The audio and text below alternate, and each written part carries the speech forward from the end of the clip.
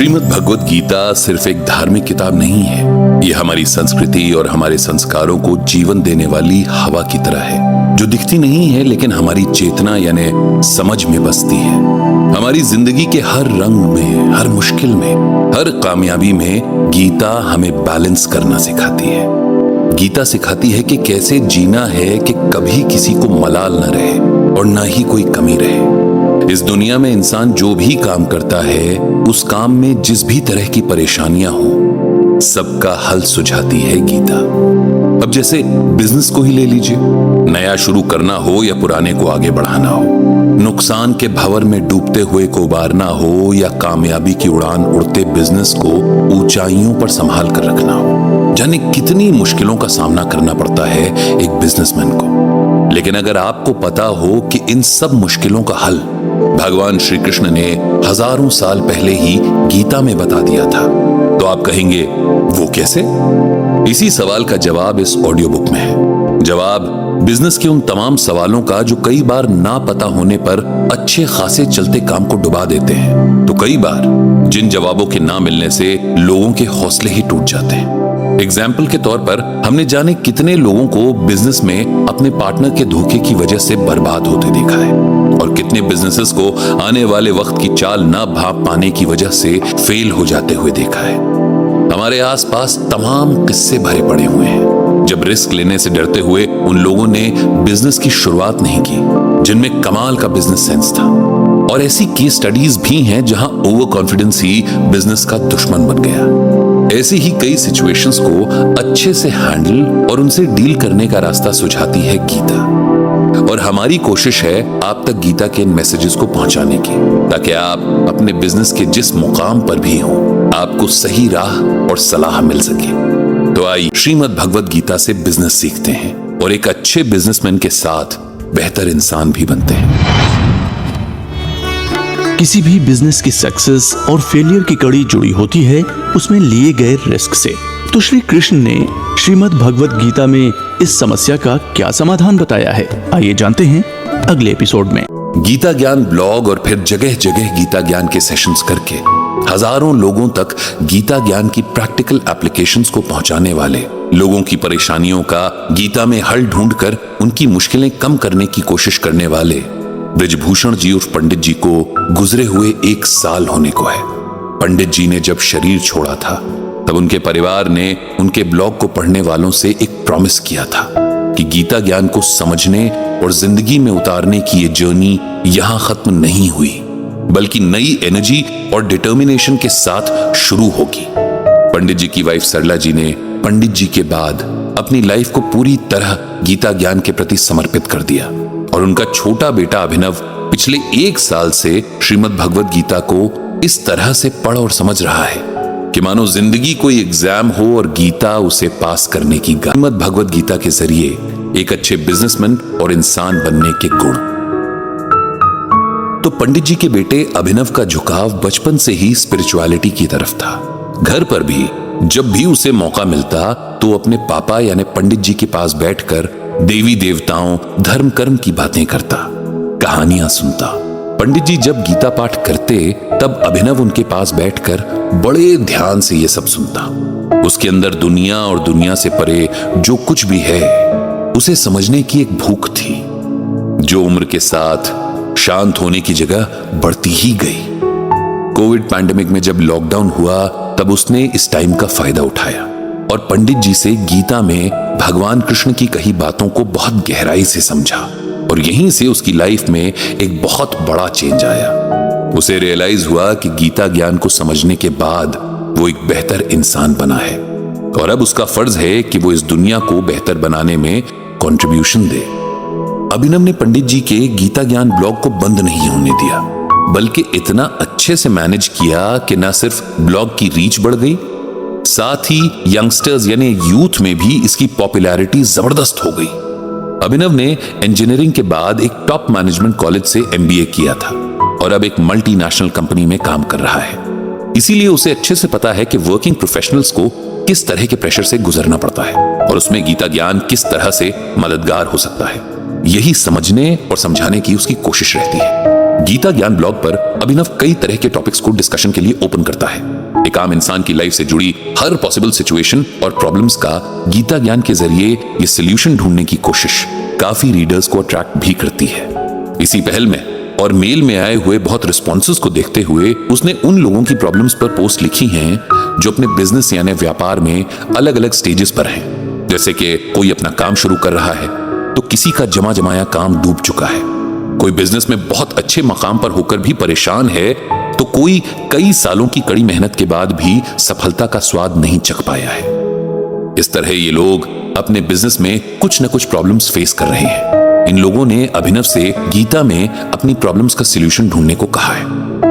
अभिनव ने श्रीमद् भगवद गीता और पंडित जी के गीता पर बनाए तमाम नोट्स को पिछले 1 साल में जैसे घोट के पी लिया है, लेकिन गीता को सही तरह से समझने के लिए ये बहुत कम वक्त है। फिर भी बहुत ह्यूमिलिटी के साथ कि जितना मुझे समझ आया मैं आपको बता रहा हूं। अभिनव ने इन लोगों की प्रॉब्लम्स का गीता में सॉल्यूशन ढूंढने की कोशिश की है। कई बार ऐसा भी होता है कि हमारे बहुत करीबी लोग जिनके बारे में हम दावा करते हैं कि हम इन्हें बहुत अच्छे से जानते और समझते हैं, किसी टफ सिचुएशन से गुजर रहे होते हैं, किसी मुश्किल काम, किसी मुश्किल डिसीजन में सलाह ढूंढ रहे होते हैं, कंफ्यूज होते हैं, लेकिन हम समझ ही नहीं पाते। फोन कॉल पर या पर्सनली मिलने पर अगर सामने वाला कह दे कि वो ठीक है तो उसकी बात को सच मान लेते हैं, उनकी आंखों में झांकने की कोशिश नहीं करते, उसके चेहरे पर झूठी मुस्कान के नीचे दबी हुई उदासी नहीं देख पाते। ऐसा ही कुछ अभिनव के साथ भी हुआ। वो गीता ज्ञान की हेल्प से अनजान लोगों की हेल्प करने को अपनी लाइफ का गोल बना चुका है, जो कि अपने आप में एक बहुत अच्छी बात है। लेकिन उसे ये खबर तक नहीं थी कि उसके गहरे दोस्त अमन को उसके साथ और गीता ज्ञान की सख्त जरूरत है। वो तो अमन की वाइफ ऋचा ने एक दिन अभिनव को कॉल किया और अमन के बारे में वो सब बताया जिससे अभिनव अनजान था, वरना उसे तो पता ही नहीं चल पाता।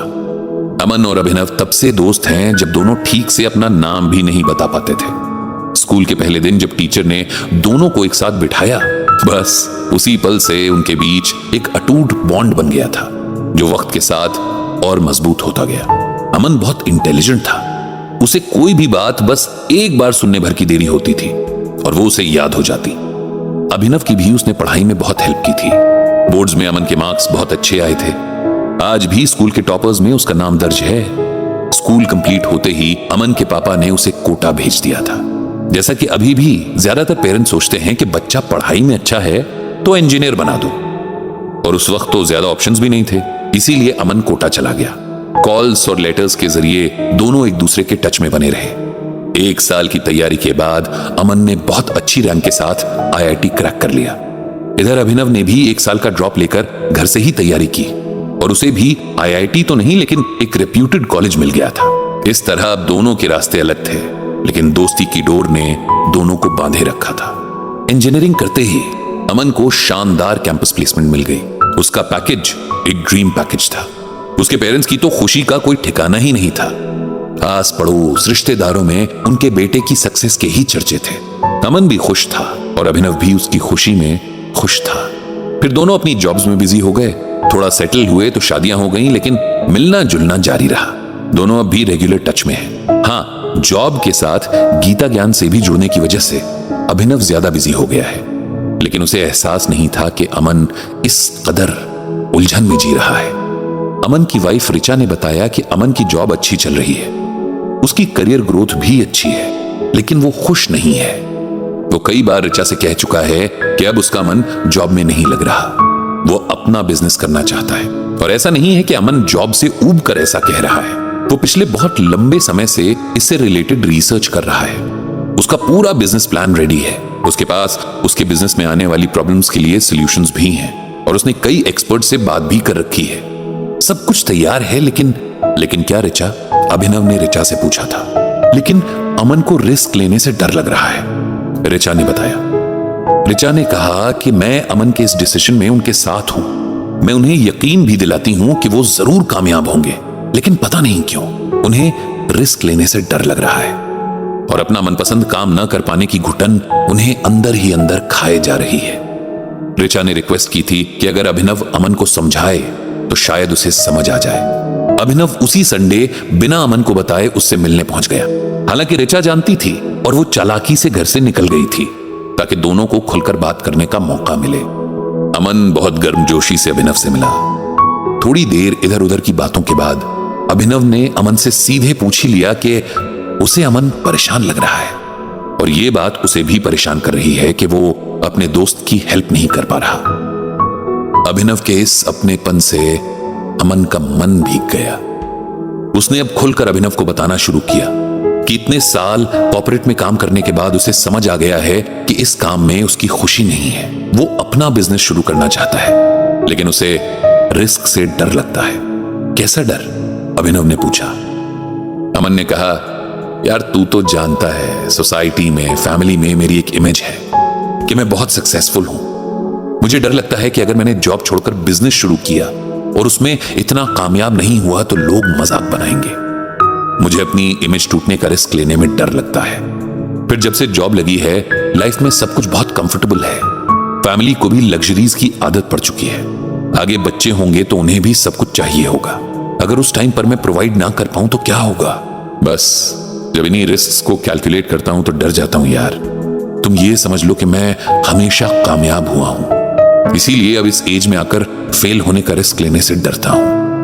अमन की बातें सुनकर अभिनव उसके सारे डर समझ गया था और यह भी समझ गया था कि बिना इनसे बाहर निकले वो ना तो अपना काम शुरू कर पाएगा और ना ही सुकून से रह पाएगा। इसीलिए अभिनव ने अमन को समझाना शुरू किया। उसने कहा कि हम रिस्क लेने से डरते हैं क्योंकि हम चीजों से, लोगों से अटैच्ड होते हैं। हमारे ये अटैचमेंट्स हमें हर वो काम करने से रोकते हैं जिसमें जरा भी जोखिम हो। लेकिन तुम ये सोचो कि आखिर जोखिम किस काम में नहीं है? पैदा होने से लेकर मरने तक हम हर सांस के साथ कोई ना कोई रिस्क उठाते ही हैं। मां के गर्भ में सुरक्षित पल रहे बच्चे के लिए बाहर की दुनिया में तमाम रिस्क हैं, लेकिन अगर जिंदगी पानी है तो इनका सामना तो करना ही पड़ेगा। चलना सीखना है तो गिरने का रिस्क है, खाना है तो चोक होने का रिस्क है, पढ़ना है तो फेल होने का रिस्क है। लेकिन अगर हम रिस्क से ऐसे ही डरते रहे तो हम कुछ भी नहीं कर पाएंगे। तुम अपने पापा के पीएफ फंड का पैसा लेकर कोटा गए थे, वहां भी तो फेल होने का डर था और उनकी इकलौती सेविंग के डूबने का भी रिस्क था। लेकिन उन्होंने तुम पर और तुमने उन पर भरोसा किया और तुम कामयाब हुए। अभिनव ने आगे कहा कि श्रीमद् भगवद गीता में भगवान ने हम इंसानों की हर प्रॉब्लम का सॉल्यूशन बताया है और बहुत अच्छे तरीके से बताया है ताकि हम उसे अपनी लाइफ में अप्लाई भी कर सकें। भगवान कहते हैं कि योगस्थः कुरु कर्माणि संग त्यक्त्वा धनंजय सिद्ध्य सिद्ध्यो समो भूत्वा समत्वम योग उच्यते। यहां भगवान कहते हैं कि हे धनंजय, आसक्ति को त्याग कर तथा सिद्धि और असिद्धि में संभाव होकर योग में स्थित हुए तुम कर्म करो। यह संभाव ही योग कहलाता है। इसे सिंपल वर्ड्स में समझते हैं। भगवान यहां कर्म के बारे में बता रहे हैं। यह तो अटल सत्य है कि हम सबको अपना अपना कर्म करना है। बिना कर्म किए हम रह नहीं सकते हैं।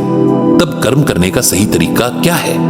भगवान ने कहा है कि हर तरह के अटैचमेंट्स को छोड़कर हर सिचुएशन में एक जैसा रहते हुए, मतलब जीत मिले तो खुशी से नाचे नहीं और हार मिले तो रोए नहीं, हर हालात में एक जैसे रहकर अपना काम करते चले जाना चाहिए। यही कर्मयोग है। तुम कहते हो कि तुम अपना बिजनेस शुरू करना चाहते हो, लेकिन रिस्क लेने से डरते हो, जबकि बिना रिस्क लिए तो कोई भी बिजनेस ना शुरू किया जा सकता है और ना ही चलाया जा सकता है। इसीलिए भगवान श्री कृष्ण कहते हैं कि गीता ज्ञान और खुद पर भरोसा करते हुए सारे अटैचमेंट्स को छोड़कर और हर सिचुएशन में एक जैसा रहकर अपना कर्म करो। अपना बिजनेस जरूर शुरू करो, लेकिन सबसे पहले यह भी एक्सेप्ट करो कि इसमें रिस्क तो रहेगा। तुम्हें नए लोगों पर भरोसा करना पड़ेगा जिसके टूटने का खतरा भी हमेशा रहेगा। शायद तुम्हें मनचाही शुरुआत भी न मिले और बहुत स्ट्रगल भी करना पड़े। इसके लिए भी रेडी रहना पड़ेगा। जो भी अपना काम शुरू करता है उसे बहुत सारी गलतियां करने के बाद ही बहुत चीजें समझ आती हैं। लोग ऐसे ही आगे बढ़ते हैं और कामयाब होते हैं। रिस्क से ना डरने का मतलब ये नहीं कि आप बिना सोचे समझे काम करें। एक अच्छे बिजनेस की शुरुआत हमेशा अच्छी रिसर्च से होती है। इससे आपके रिस्क भी कम होते हैं। अपने कंपटीशन की अच्छी समझ होनी चाहिए ताकि आप खुद को बेहतर बना सकें। लोगों के साथ अच्छे रिलेशन मेंटेन करना आना चाहिए जिसमें आपकी कम्युनिकेशन स्किल्स काम आती हैं। और सबसे जरूरी है कि आपको आपके काम से प्यार होना चाहिए ताकि आप लंबी रेस में दौड़ पाएं। इतिहास गवाह है और ऐसे अनगिनत एग्जाम्पल्स हैं जब लोगों ने अपने पैशन को फॉलो करने के लिए अपना सब कुछ दांव पर लगा दिया और खुद को साबित किया। जैसा कि भगवान श्री कृष्ण ने गीता में कहा है कि अपना काम करते हुए जो भी सिचुएशन मिले उसमें अपने मन को डगमगाने नहीं देना है। हार जीत, सक्सेस या फेलियर जो भी हो, हमें अपने काम से हटना नहीं चाहिए। सही रास्ते पर चलते रहें तो वही रास्ता हमें हमारी मंजिल तक लेकर जाएगा। अमन, तुम्हें एक बार खुद पर भरोसा करते हुए पूरे कॉन्फिडेंस के साथ ये काम शुरू करना चाहिए और धीरे धीरे तुम पाओगे कि जिन्हें तुम रिस्क समझकर डर रहे थे वही बातें तुम्हारे लिए अपॉर्चुनिटी बन गई हैं। मैं तुम्हें शुभकामनाएं देता हूं और भगवान श्री कृष्ण से प्रार्थना करता हूं कि तुम्हें शक्ति दें और तुम्हारा साथ भी दें। ये कहकर अभिनव ने अमन को गले से लगा लिया। अमन का मन भी जैसे एकदम हल्का हो गया था। उसकी आंखों में यकीन की नई चमक थी। सिर्फ बिजनेस शुरू करना ही सक्सेस की सीढ़ी नहीं है, बल्कि अच्छी कम्युनिकेशन स्किल्स ही बिजनेस को सक्सेस की मंजिल पर लेकर जाती है। लेकिन कैसे? आखिर किस वजह से अभिनव ने कम्युनिकेशन को बिजनेस में सक्सेस की चाबी बताया है और श्रीमद् भगवत गीता हमें किस तरह से कम्युनिकेशन की जरूरत को समझाती है? आइए जानते हैं अगले एपिसोड। अभिनव ने गीता ज्ञान के जरिए अपने फादर ब्रिजभूषण जी उर्फ पंडित जी की लेगेसी को आगे बढ़ाने की जिम्मेदारी ली है और अब तक उसने इस जिम्मेदारी को बखूबी निभाया भी है। इन दिनों उसके ब्लॉग पर बिजनेस से जुड़ी प्रॉब्लम्स या अच्छे बिजनेसमैन कैसे बने, किन क्वालिटीज को अपने अंदर डेवलप करें कि अच्छे बिजनेस के साथ अच्छे इंसान होने के रास्ते पर भी चल सके, और इसमें श्रीमद् भगवत गीता हमें क्या रास्ता दिखाती है, इस सब पर डिस्कशन चल रहा है। अभिनव को इस पहल का बहुत अच्छा रिस्पॉन्स भी मिल रहा है और उसके पास रोज कई मेल्स आते हैं जिनमें लोग अपनी प्रॉब्लम्स शेयर करते हैं और गीता ज्ञान के जरिए उनका सलूशन मांगते हैं। अभिनव की कोशिश रहती है कि सबको रिप्लाई कर सके और इसके लिए उसे गीता को बार बार पढ़ना पड़ता है। बहुत बार पंडित जी के गीता ज्ञान पर बनाए नोट्स को भी टटोलना पड़ता है और उसे हैरत इस बात की होती है कि जितनी बार वो गीता पढ़ता है उतनी बार उसे कुछ नया ज्ञान मिलता है। जैसे हर बार कोई एक बंद दरवाजा खुल जाता है जो उसे शांति और सुकून की तरफ ले जाता है। तो जिन सिचुएशंस की बात कर रहे थे हम, उनमें से एक अभिनव को एक मेल पर लिखी हुई मिली। लिखने वाले ने कुछ इस तरह से लिखा था: प्रिय अभिनव जी, मेरा नाम सौरभ है और मैंने आपका गीता ज्ञान ब्लॉग अभी हाल ही में पढ़ना शुरू किया है। मेरा यकीन मानिए, मैंने इसे एक बार पढ़ा तो बस पढ़ता ही चला गया। ऐसा लगा मानो मेरे हाथ कोई खजाना लग गया हो। गीता के सागर से ज्ञान के जो मोती पंडित जी और फिर उनके बाद आपने चुने हैं, उन्होंने तो हम सबको अमीर कर दिया है। ऐसा लगता है कि जब हमारे पास इतना बड़ा ज्ञान का सोर्स है तो हम इधर उधर क्यों भटकते हैं। आज इसी रियलाइजेशन के बाद मैं आपको ये मेल लिख रहा हूं और उम्मीद करता हूं कि आप मेरी सिचुएशन में गीता ज्ञान से ऐसा कुछ न कुछ जरूर बताएंगे कि मैं अपनी प्रॉब्लम को सॉल्व कर सकूं और भगवान श्री कृष्ण के बताए रास्ते पर चल सकूं। सौरभ ने आगे लिखा था: मैं अपने पेरेंट्स का इकलौता बेटा हूं। मेरे पापा ने अपनी जिंदगी में बहुत मेहनत की थी, एक तरह से जीरो से शुरुआत की और बहुत कुछ अचीव किया। बहुत सारे कामों में किस्मत आजमाने, कहीं हारने तो कहीं धोखा खाने के बाद आखिर एक काम में उन्हें बहुत कामयाबी मिली। ये ट्रांसपोर्टेशन का काम था। उनके साथ दो और लोग थे जो उनके बिजनेस में बराबर के पार्टनर्स थे। मेरे पापा ने मुझे बहुत लाड़ प्यार से पाला, इसलिए नहीं कि मैं उनका इकलौता बेटा था, बल्कि इसलिए कि उनका नेचर ही ऐसा था। वो बहुत खुशमिजाज और सबसे प्यार करने वाले इंसान थे। इसी वजह से शायद ही कोई ऐसा होगा जो उन्हें अच्छी तरह से याद ना करता हो। मेरी अब तक की यादों से आपको अंदाजा लग ही गया होगा कि मेरे पापा अब इस दुनिया में नहीं है। आज से करीब 6 महीने पहले वो मुझे और मेरी मां को छोड़कर चले गए। मेरे पापा ने मुझ पर कभी भी अपनी कोई ख्वाहिश नहीं थोपी, नहीं किसी तरह का कोई प्रेशर बनाया। मुझे कभी भी उनके बिजनेस में कोई खास इंटरेस्ट रहा नहीं, लेकिन कहीं ना कहीं मैं ये भी जानता था कि उनके बाद मुझे उनके बिजनेस में उतरना पड़ेगा। जब तक वो थे, उन्होंने मुझे कह रखा था कि मैं अपनी लाइफ को एंजॉय करूं, पढ़ूं और घूमूं फिरूं, क्योंकि एक बार काम में जुट गए तो इस सब के लिए वक्त ही नहीं मिलेगा। उन्हें कहां पता था कि उनका वक्त इतनी जल्दी खत्म हो जाएगा और वो सीने का दर्द जिसे वो एसिडिटी कहकर टाल दिया करते थे, एक दिन मेजर हार्ट अटैक बनकर उनकी जान ले लेगा। उनके जाने के बाद काफी टाइम तो मुझे खुद को और अपनी मां को संभालने में लगा। इस दौरान उनके दोनों बिजनेस पार्टनर्स, जिन्हें मैं अंकल कहकर पुकारता हूं, हमारे घर आते रहे। दुख की घड़ी में अपनेपन का फर्ज निभाते रहे। करीब 2 महीने बाद जब मैं और मेरी माँ थोड़ा नॉर्मल हुए तो मैंने माँ के कहने पर अपने ऑफिस जाना शुरू कर दिया। अभी तक तो मैं वहां कभी कभार किसी काम से चला जाया करता था, लेकिन अब मैं वहां उस बिजनेस के एक ओनर की तरह जा रहा था।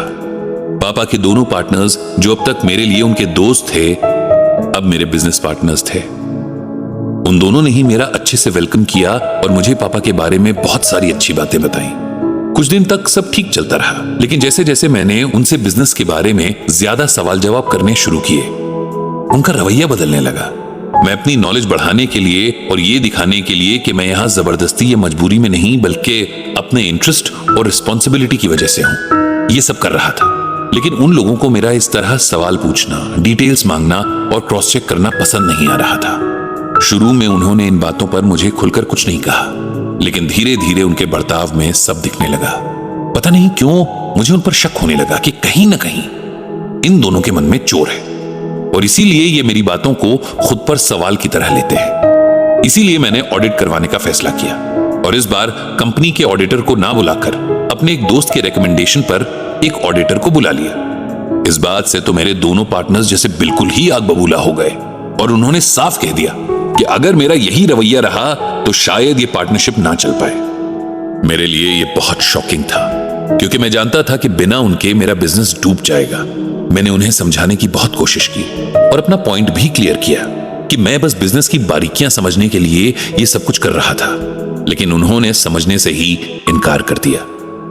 ऑडिट हुआ और ऐसा कुछ भी नहीं मिला जिससे साबित हो कि मेरे पार्टनर्स ने कुछ गलत किया हो।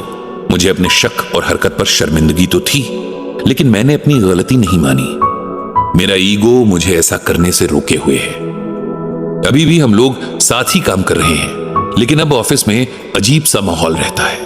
वे लोग मुझसे सिर्फ फॉर्मल डिस्कशंस करते हैं, और इसका असर काम पर भी दिख रहा है, क्योंकि हमारे बीच कोई तालमेल ही नहीं है।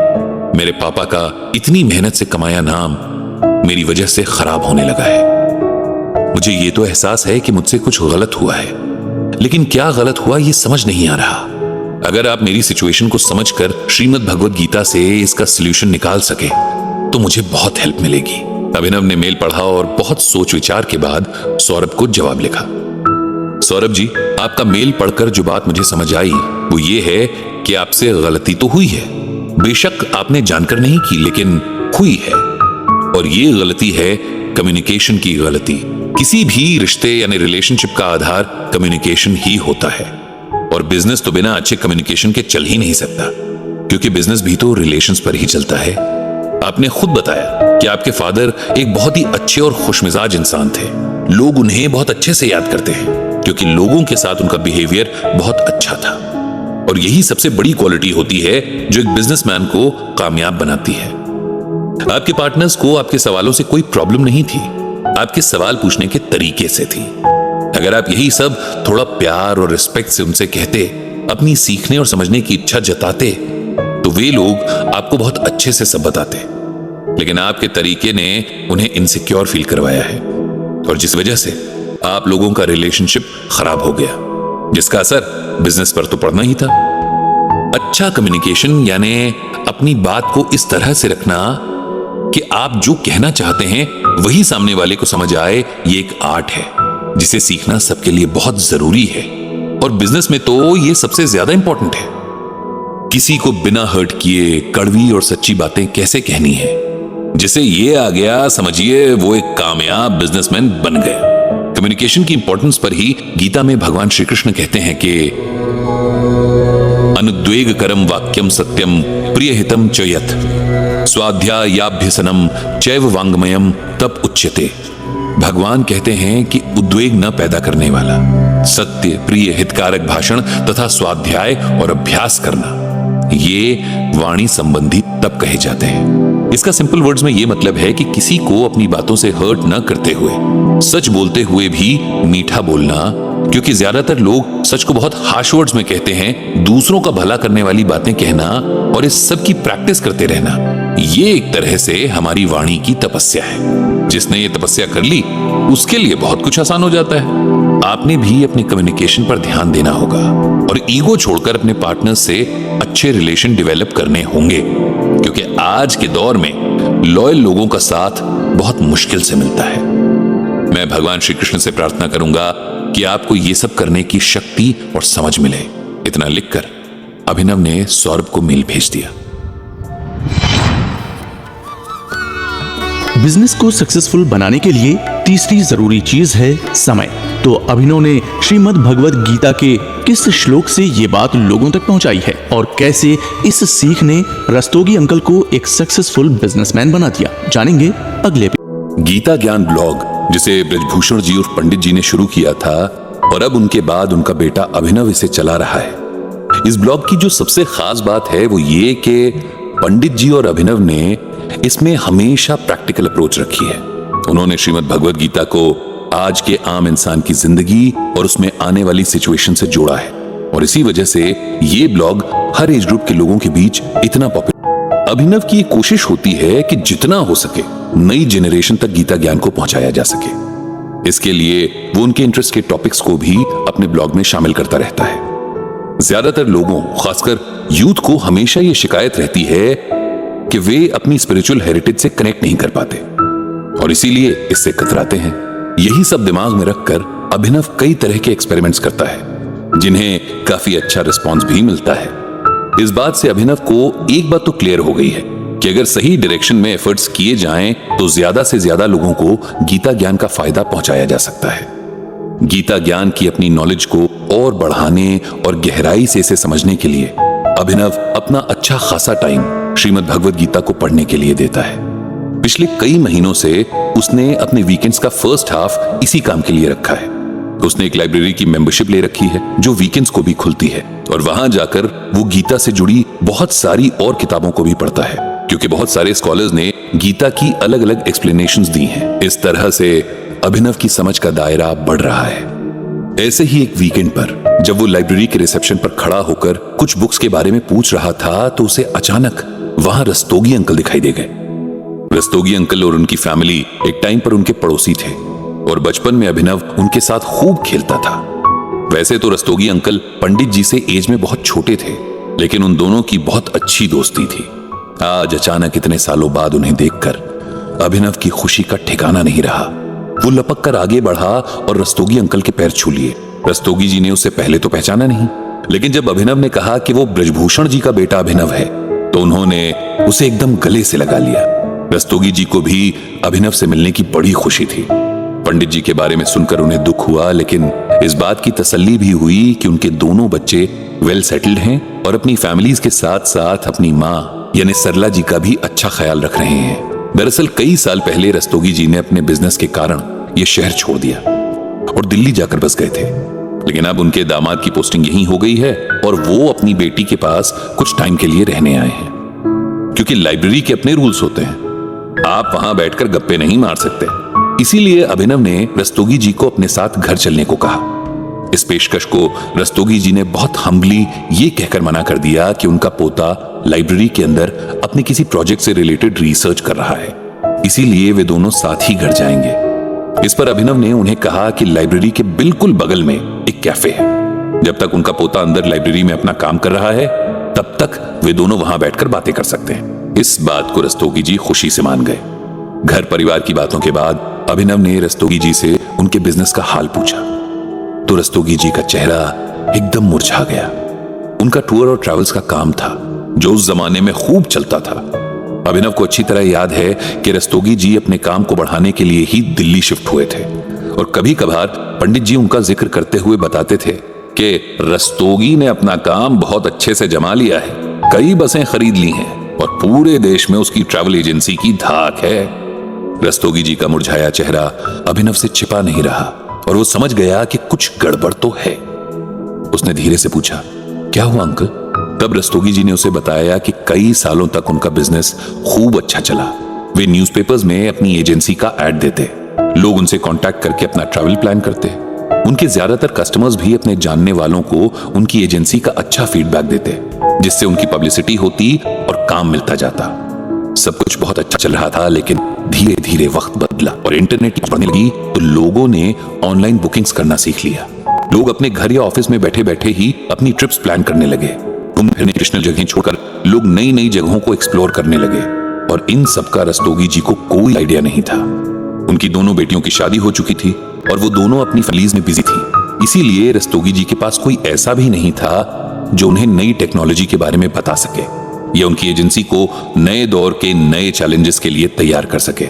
बहुत टाइम तक रस्तोगी जी को भी रियलाइज नहीं हुआ कि उनका ठीक ठाक चलता काम किस वजह से घाटे में जा रहा है। जब काम नहीं रहा तो बैंक से लोन पर खरीदी हुई कुछ बसें बैंक ने लोन की इंस्टॉलमेंट्स ना भरने की वजह से जब्त कर ली। कुछ उन्होंने खुद ही बेच दी। उनकी दोनों बेटियां भी कहती हैं कि अब उन्हें बेवजह की टेंशन लेने की जरूरत नहीं है, जितना करना था कर लिया, अब आराम करें। लेकिन रस्तोगी जी उस काम को बंद नहीं करना चाहते जिसके लिए उन्होंने पूरी जिंदगी लगा दी।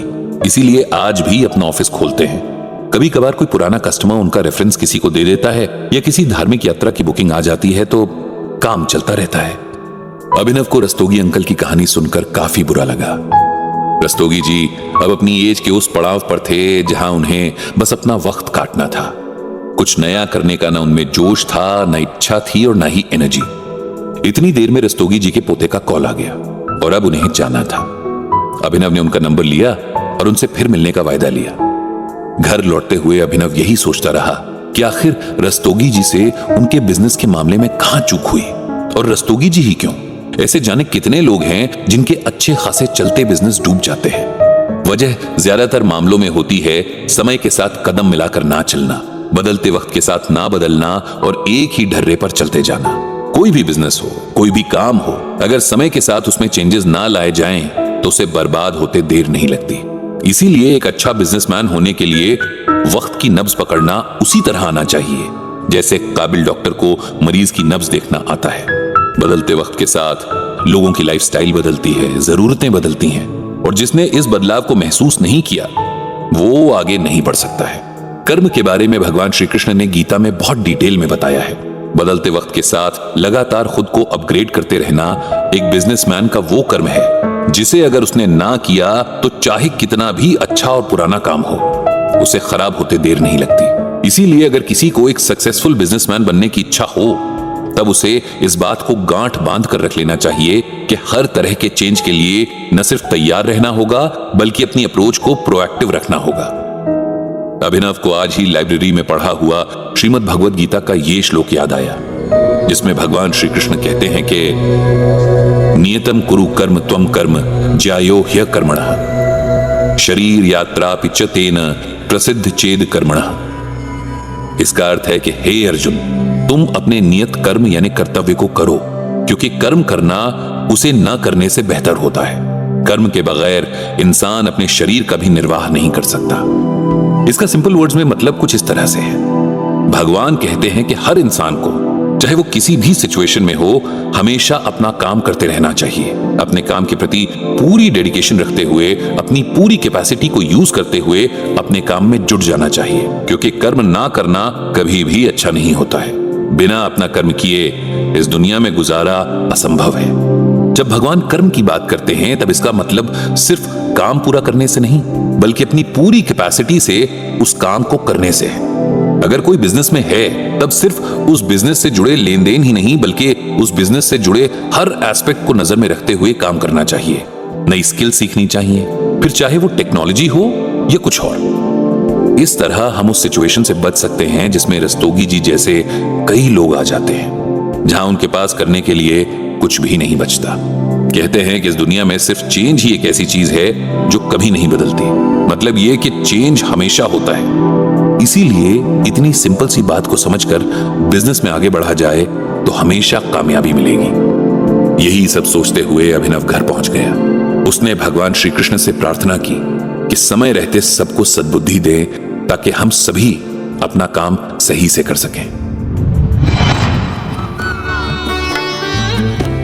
बिजनेस में आने वाले उतार चढ़ाव ही उसको सफल बनाने में सबसे ज्यादा मददगार साबित होते हैं और ये बात अभिनव ने अपने किस मेल का रिप्लाई करते हुए श्रीमद् भगवद गीता के जरिए साबित की है। आइए अगले एपिसोड में जानते हैं। हम सब की जिंदगी में कभी न कभी एक ऐसा मोमेंट आता ही है जब हमें समझ नहीं आता कि क्या करें। वक्त हमें कभी किसी दोराहे पर तो कभी चौराहे पर लाकर खड़ा कर ही देता है, जहां से कौन सा रास्ता चुने और कौन सा छोड़ दें ये फैसला करना मुश्किल हो जाता है। ऐसे वक्त में हम किसी ऐसे इंसान को ढूंढते हैं जिस पर हमें भरोसा हो कि उसकी नॉलेज, उसका एक्सपीरियंस, उसकी सूझबूझ और फैसले लेने की ताकत हमसे अच्छी है। कभी ऐसा इंसान मिल जाता है तो कभी हम कंफ्यूजन में ही बहुत सारा टाइम वेस्ट कर देते हैं या कोई गलत फैसला ले लेते हैं। पता हो कि इस सृष्टि को बनाने, चलाने और मिटाने वाले भगवान ने हम इंसानों की ऐसी सिचुएशंस का हल खुद अपने मुंह से बताया है और वो श्रीमद् भगवद गीता के रूप में हम सभी के लिए इजीली अवेलेबल भी है। तो क्या हम परेशान होंगे? बिल्कुल भी नहीं, क्योंकि भगवान से बेहतर राह हमें कौन दिखा सकता है और हमारा भला कौन चाह सकता है। अभिनव खुशकिस्मत था कि उसके पिता ब्रजभूषण जी उर्फ पंडित जी ने बहुत सही टाइम पर उसे श्रीमद् भगवद गीता रूपी इस गाइड से मिलवा दिया था। और अब अभिनव की कोशिश है कि उससे जितना भी पॉसिबल हो उतना वो लोगों तक इस अवेयरनेस को पहुंचाए। इसी कड़ी में आज उसने एक और मेल का रिप्लाई लिखा है जो उसके ब्लॉग के आईडी पर एक रीडर ने भेजी है। जैसा कि हम जानते हैं कि आजकल अभिनव गीता ज्ञान ब्लॉग पर बिजनेस और उससे जुड़ी सिचुएशंस में गीता ज्ञान को कैसे अप्लाई करें इस टॉपिक पर बात कर रहा है। इसीलिए ये मेल भी इसी टॉपिक से रिलेटेड है। मेल विनय नाम के एक व्यक्ति ने भेजा है और उन्होंने अभिनव से अपनी परेशानी कुछ इस तरह से शेयर की थी। हाय अभिनव, मेरा नाम विनय है और मैं एज में लगभग आपके जितना हूं। मैं पहली बार आपके ब्लॉग पर आया हूं, लेकिन मेरी वाइफ स्वाति आपके ब्लॉग को रेगुलरली पढ़ती हैं। उन्हीं ने मुझे रेकमेंड किया था कि मैं आपका ब्लॉग पढ़ूं क्योंकि आजकल मैं बहुत ज्यादा डिस्टर्ब रहता हूं। मैं आपको अपने बारे में डिटेल में बताता हूं। मैं एक बहुत अच्छे फैमिली बैकग्राउंड से हूं। मेरी फैमिली में जाने कितनी जनरेशन से सब के सब गवर्नमेंट सर्विस में रहे हैं और हर जनरेशन में एक ना एक सिविल सर्वेंट होता ही है। मेरी जनरेशन में मेरी बहन राधिका ने सिविल सर्विसेज क्लियर की है और वो एक IRS ऑफिसर है। मेरे घर का माहौल हमेशा बहुत ज्यादा पढ़ाई वाला रहा है, जहां हर कोई किसी न किसी कंपटीशन को पास करके अपनी जॉब कर रहा है। और ऐसे में आप इस फैमिली का माइंडसेट तो समझ ही सकते हैं। और एक्चुअली मेरी प्रॉब्लम की जड़ यही माइंडसेट है। मैं बहुत जल्दी समझ गया था कि मुझे फैमिली के इस ढर्रे पर नहीं चलना है, क्योंकि मैं दिन रात किसी रेस में नहीं दौड़ सकता था। मैं पढ़ता था क्योंकि मुझे इसमें मजा आता था, लेकिन अगर कोई कहता कि पढ़ो ताकि एक एग्जाम में बाकियों से आगे निकल सको, तो ये मेरे बस की बात नहीं थी। मैंने बहुत जल्द अपने पेरेंट्स से ये बात शेयर कर दी थी ताकि मुझसे उनकी एक्सपेक्टेशंस बहुत ज्यादा ना बढ़े। लेकिन उनके लिए फैमिली का ट्रेडिशन मेरी खुशी से बढ़कर था। इसीलिए पहले तो उन्होंने मेरी बात को हंसी में उड़ाया और जब उन्हें लगा कि मैं सीरियस हूं तो तमाम तरह के हथकंडे जैसे कि प्यार, डांट, इमोशनल अत्याचार करके उन्होंने मेरा ब्रेन वॉश करने की भरपूर कोशिश की। लेकिन मैं अपने आप को लेकर बहुत क्लियर था। मैंने उन्हें बता दिया था कि मैं स्टडीज कंप्लीट करने के बाद अपना बिजनेस करूंगा। जब उनकी तमाम कोशिशों के बाद भी मैंने अपनी बात से टलना मंजूर नहीं किया तो मेरे पेरेंट्स हार मानकर चुप हो गए। पढ़ाई के दिनों में ही मेरी स्वाति से मुलाकात हुई। उसके और मेरे ख्यालात बहुत मिलते थे। उसे भी लीग से हटकर कुछ करना था। हम दोनों ने बहुत प्लानिंग और रिसर्च की और फाइनल किया कि हम दोनों मिलकर गारमेंट्स का बिजनेस शुरू करेंगे।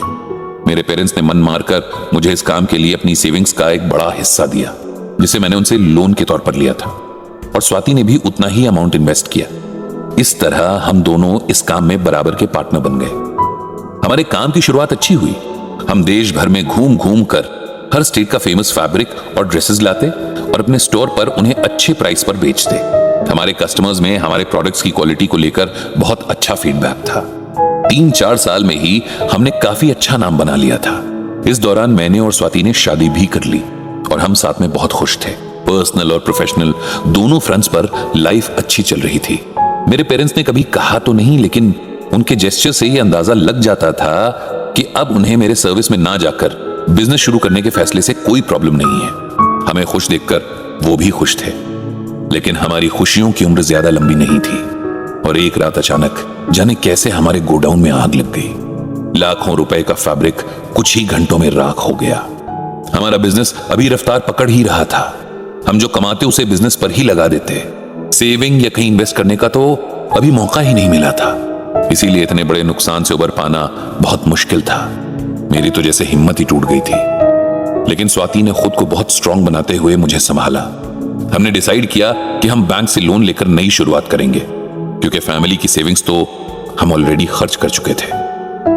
बैंक से हमें हमारे घर के अगेंस्ट लोन मिल गया, लेकिन इस बार पता नहीं क्या हुआ कि काम उस तरह से जमा ही नहीं जैसा पहली बार में हुआ था। नए कस्टमर्स बहुत कम मिल रहे थे और पुराने वापस लौट नहीं रहे थे। मेरा सब्र धीरे धीरे जवाब देने लगा।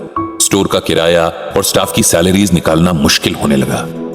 स्वाति के आगे ये चैलेंज था कि वो काम संभाले या मुझे डिप्रेशन में जाने से रोके। मुझे समझ ही नहीं आता कि मैं क्या करूं। मैंने अपने पेरेंट्स की जिंदगी भर की कमाई के साथ साथ उनका घर भी दांव पर लगा दिया था और मेरे पास कुछ भी नहीं बचा था। सोसाइटी में मजाक बनकर रह जाने के डर से मैंने घर से निकलना ही बंद कर दिया। स्वाति को भी लगा कि फिलहाल वो सब कुछ अकेले मैनेज नहीं कर पाएगी, इसीलिए उसने बड़ा स्टोर छोड़कर एक छोटी सी दुकान किराए पर ले ली और उसी से लोन की इंस्टॉलमेंट्स भर रही है। मुझे उसके लिए भी बहुत बुरा लगता है, लेकिन अब मेरे अंदर कुछ भी करने की इच्छा या ताकत नहीं बची है। सोचता हूं कहीं कोई छोटी मोटी जॉब कर लूंगा। आपका ब्लॉग पढ़ा तो सोचा एक आखिरी बार आपसे एडवाइस ले लूं कि मुझे क्या करना चाहिए।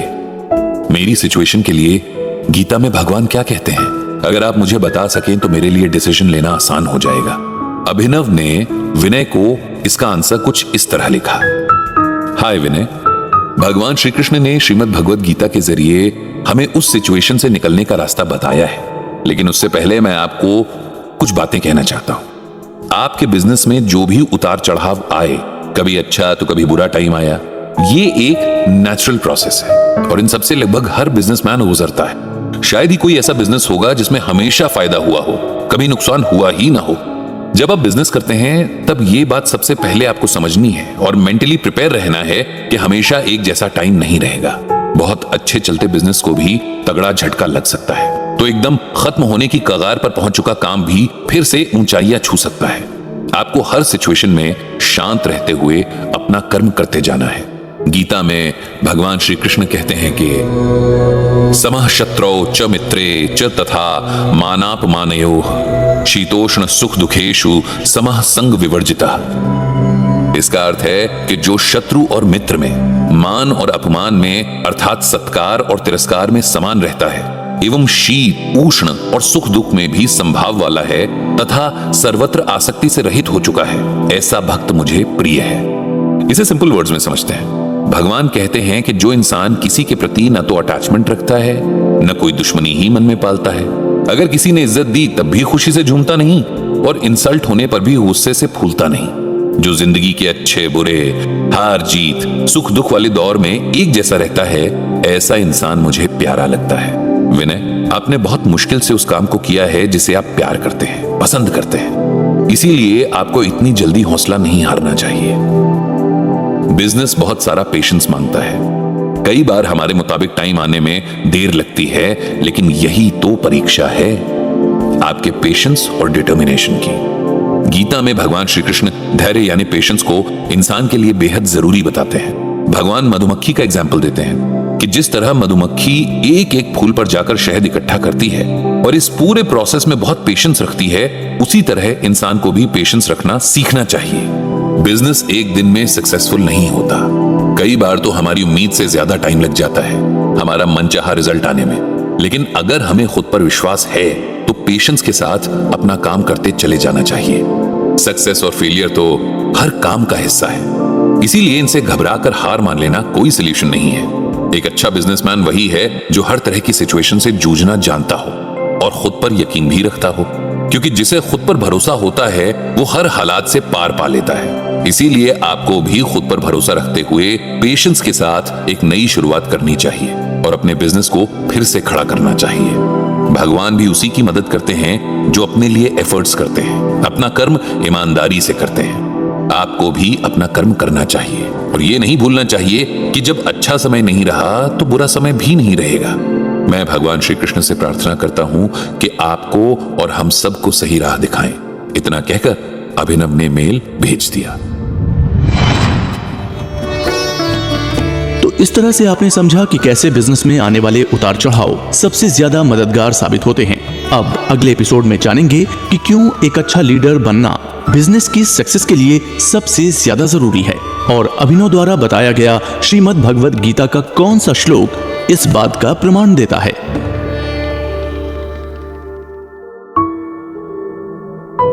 लगभग हर इंसान एक शिकायत जरूर करता है कि दुनिया बहुत बदल गई है।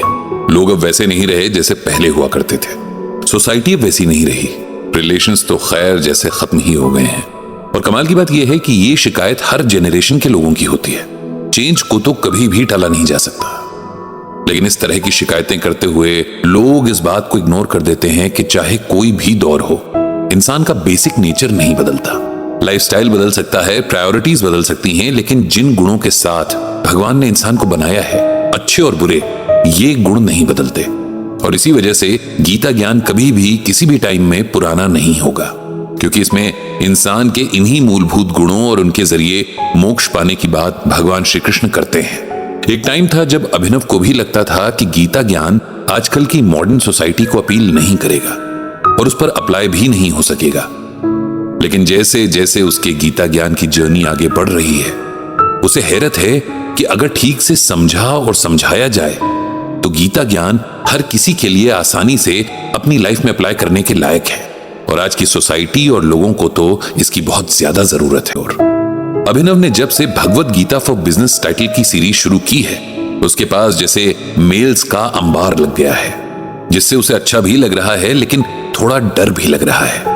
क्योंकि जब कोई भी आपसे अपनी परेशानी बांटता है, तब आपके ऊपर एक बहुत बड़ी जिम्मेदारी आ जाती है।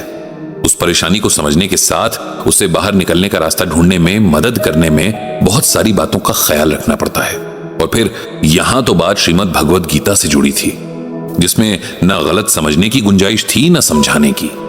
आज अभिनव ने जिस मेल को रिप्लाई के लिए चुना था वो इस तरह से थी। अभिनव जी नमस्कार, मेरा नाम राकेश है और मैं 40 साल का हूं। मैं एक बहुत ही धार्मिक परिवार से हूं। मेरे घर में हमेशा पूजा पाठ, व्रत वगैरह चलता रहता है। मेरे पिताजी अक्सर गीता पाठ किया करते थे, लेकिन सच बताऊं तो उनके समझाने के तरीके से हमें कभी कुछ खास समझ नहीं आया। फिर भी श्रीमद् भगवत गीता के लिए मन में बहुत सम्मान रहा है। आपका ब्लॉग मेरे किसी दोस्त ने मुझे पढ़ने को कहा था, और अब तक जितना भी मैंने पढ़ा, मैं यही सोचता हूं कि काश किसी ने इससे पहले इतने सरल शब्दों में गीता की एक्सप्लेनेशन की होती तो शायद हमें भी कुछ ज्ञान मिल पाता। लेकिन कोई बात नहीं, वो कहते हैं ना, देर आए दुरुस्त आए। हम 2 भाई हैं। मेरे बड़े भाई का नाम राजेश है। हमारे पिताजी बहुत तेज दिमाग के थे। उन्होंने उस जमाने में इंजीनियरिंग की थी और उन्हें बहुत अच्छी जॉब भी मिल गई थी, लेकिन बहुत जल्दी ही उन्हें एक बात समझ आ गई थी कि अगर जिंदगी को लेकर बड़े सपने हैं तो वे सपने नौकरी से तो पूरे होने से रहे। बड़े सपनों को सच करने और सपनों वाली जिंदगी जीने के लिए बिजनेस करना पड़ेगा। इसीलिए उन्होंने वो नौकरी छोड़ दी और इलेक्ट्रिकल इक्विपमेंट्स बनाने की फैक्ट्री खोलने के लिए हाथ पैर मारना शुरू कर दिया। उनकी किस्मत अच्छी थी कि मेरी मां ने इस बात पर उनका पूरा साथ दिया और मेरे नाना जी ने इस बिजनेस को शुरू करने की फंडिंग करवा दी। इस तरह हमारे बिजनेस की शुरुआत हुई।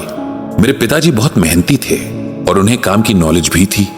नौकरी करते हुए बिल्डर्स वगैरह से उनकी साख भी अच्छी बन चुकी थी, इसीलिए उनका काम बहुत कम टाइम में ही बहुत अच्छा चलने लगा।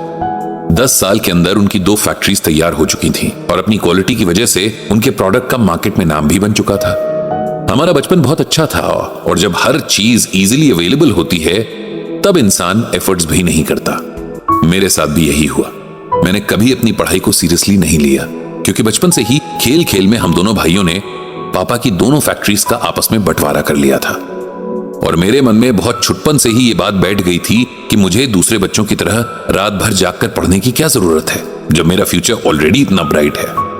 मेरे पेरेंट्स ने कभी हम दोनों भाइयों पर कोई प्रेशर नहीं बनाया, क्योंकि शायद वे लोग यही सोचते होंगे कि उनकी मेहनत का फल उनके बच्चे चखेंगे। उन्हें एक अच्छे से जमे जमाए बिजनेस को बस आगे बढ़ाने का काम करना होगा। जैसे जैसे एज बढ़ी, मेरे भाई की सोच बदलने लगी। उनका इंटरेस्ट पढ़ाई में बढ़ने लगा, और मेरे साथ इसका बिल्कुल उल्टा हुआ। मेरे भाई ने बहुत अच्छे मार्क्स के साथ हर एग्जाम पास करना शुरू किया, तो मैं बस पास होने के लिए पढ़ता रहा।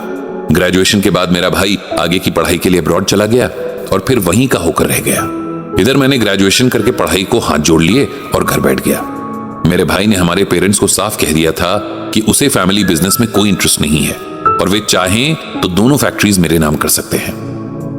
अब पिताजी के कहने पर मैंने फैक्ट्री जाना शुरू तो कर दिया, लेकिन उनके रहते मैं ये भी बस एक फॉर्मेलिटी के लिए करता था। इस बीच हम दोनों भाइयों की शादियां भी हुई, बच्चे भी हुए। जिंदगी अपनी रफ्तार से बढ़ रही थी, और जब हमें लग रहा था कि सब कुछ ऐसा ही चलता रहेगा, तब एक दिन अचानक से सब बदल गया। मेरे पिताजी की हार्ट अटैक से डेथ हो गई। पहले तो कुछ समझ ही नहीं आया कि क्या करें, लेकिन धीरे धीरे जब हम सब नॉर्मल हुए तब बिजनेस का ख्याल आया। पिताजी के यूं अचानक चले जाने से बहुत कुछ उनके साथ ही चला गया। मैंने कभी उनसे अपने बिजनेस की वो बातें पूछी ही नहीं जो पूछनी जरूरी थी, जैसे किसी से कर्ज लिया हो या किसी को कर्ज दिया हो, कौन स्टाफ भरोसेमंद है और कौन नहीं, वगैरह वगैरह।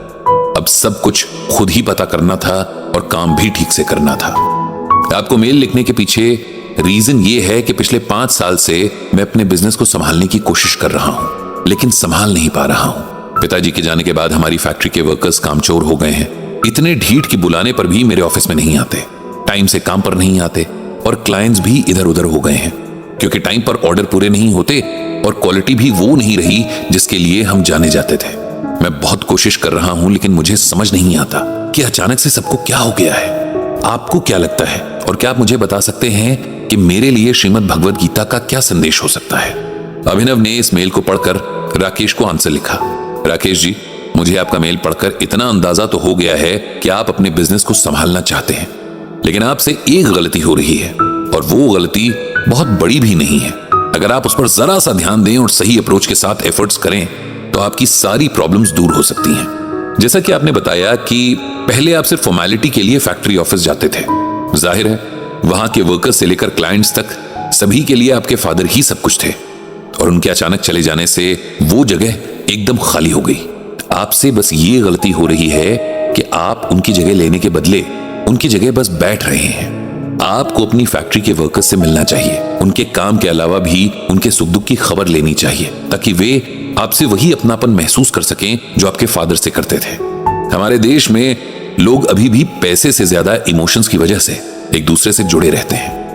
आपको हर वो काम पहले खुद करना चाहिए जो आप अपने वर्कर्स से एक्सपेक्ट करते हैं। जैसे कि आप अगर चाहते हैं कि वे सब टाइम पर आएं, तो सबसे पहले आपको टाइम पर ऑफिस पहुंचना होगा। प्रोडक्ट की क्वालिटी में कॉम्प्रोमाइज ना हो, इसीलिए आपको खुद बार बार क्वालिटी चेक करते रहना होगा। आप आसपास होंगे तो ईमानदार लोग और मन लगाकर काम करेंगे, और बेईमान कुछ भी गलत करने से डरेंगे। एक अच्छे बिजनेस की नींव इस बात से मजबूत होती है कि बिजनेस चलाने वाले का बिहेवियर कैसा है। बिजनेस में कामयाब होने के लिए अपना ईगो और घमंड छोड़ना होता है। जिनके दम पर आपका बिजनेस आगे बढ़ेगा उन्हें इज्जत देनी पड़ती है, फिर चाहे वो वर्कर्स हों या क्लाइंट। जैसा दूसरों से उम्मीद रखते हैं पहले वैसा बनना पड़ता है, तभी व्यापार आगे बढ़ता है। गीता में भगवान श्री कृष्ण ने भी कहा है, यद्यदा चरति श्रेष्ठस्तत् देवेतरो जनः स यत् प्रमाणम कुरुते लोकस्तदनुवर्तते। यहां भगवान कह रहे हैं कि श्रेष्ठ पुरुष जो आचरण यानी जो काम करते हैं, दूसरे मनुष्य यानी आम इंसान भी वैसा ही आचरण वैसा ही काम करते हैं। श्रेष्ठ पुरुष जो प्रमाण या उदाहरण प्रस्तुत करते हैं, समस्त मानव समुदाय उसी का अनुसरण करने लग जाता है। इसे सिंपल वर्ड्स में ऐसे समझिए कि किसी भी लीडर की सबसे बड़ी स्ट्रेंथ ये होती है कि वो जैसा करता है लोग उसे फॉलो करते हैं, और इसीलिए लीडर्स पर बहुत बड़ी रिस्पॉन्सिबिलिटी भी होती है कि उनका बिहेवियर हर तरह से अच्छा हो। ये बात बिजनेस पर भी लागू होती है। आपका बिहेवियर कैसा है, डिसिप्लिन कैसा है, अपने बिजनेस के प्रति कमिटमेंट कैसा है, इसी को देखकर लोग आपके साथ काम करना पसंद करते हैं, और तभी आपका बिजनेस आगे बढ़ता है। तो राकेश जी, आप इन बातों को ध्यान में रखते हुए अपनी फैक्ट्री और अपने बिजनेस को संभालिए। भगवान श्री कृष्ण सब अच्छा करेंगे। इतना लिखकर अभिनव ने मेल भेज दिया। दोस्तों, बिजनेस में पेशेंस न हो तो कैसे कुछ ही सेकंड्स में चीजें बहुत ज्यादा बिगड़ सकती हैं। गीता का कौन सा श्लोक बिजनेस में पेशेंस की इंपॉर्टेंस को समझाता है, और अभिनव को कैसे और क्यों ये सलाह देने की जरूरत पड़ी, इन सभी सवालों पर से पर्दा उठेगा अगले एपिसोड में।